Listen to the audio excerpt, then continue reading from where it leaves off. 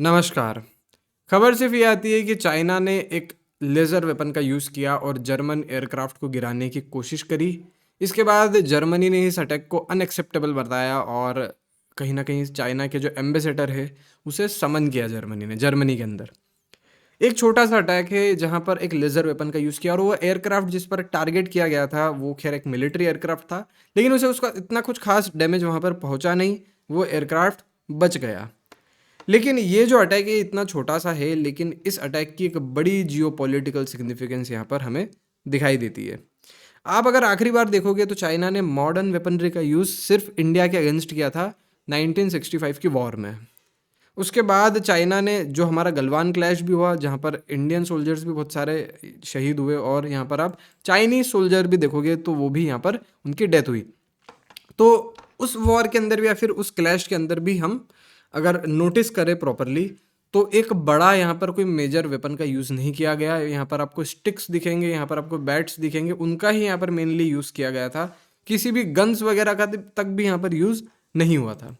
उसके बाद यहाँ पर अगर हम देखें 50 साल तक ऐसा जब चाइना ने नहीं किया और चाइना ने आज पहली बार 50 सालों में किसी मॉडर्न वेपन का यहाँ पर यूज़ करके एक दूसरी कंट्री का एयरक्राफ्ट है उसे गिराने की कोशिश करी गई, या फिर कह सकते हैं कि अगर उसे गिराने का प्लान भी नहीं था तो एक तरीके से वार्निंग दी गई चाइना की तरफ से कि that we are in the game.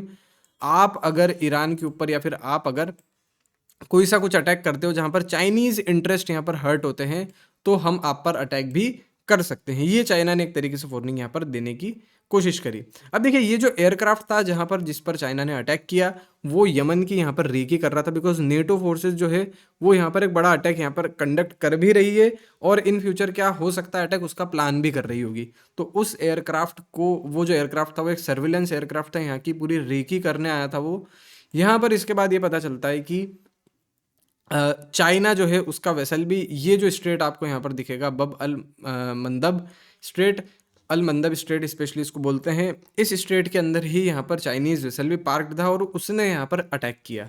यानी कि एक तरीके से मिडिल ईस्ट के अंदर जो चाइनीज़ इंटरेस्ट है अब उसे प्रोटेक्ट करने के लिए, स्पेशली थ्रू ईरान और दूसरे जो भी है ईरान के लोग, वहाँ पर उसे प्रोटेक्ट करने के लिए अब कहीं न कहीं चाइना ये एक संदेश देने की कोशिश कर रहा है कि that we are in the game and we will protect our interest.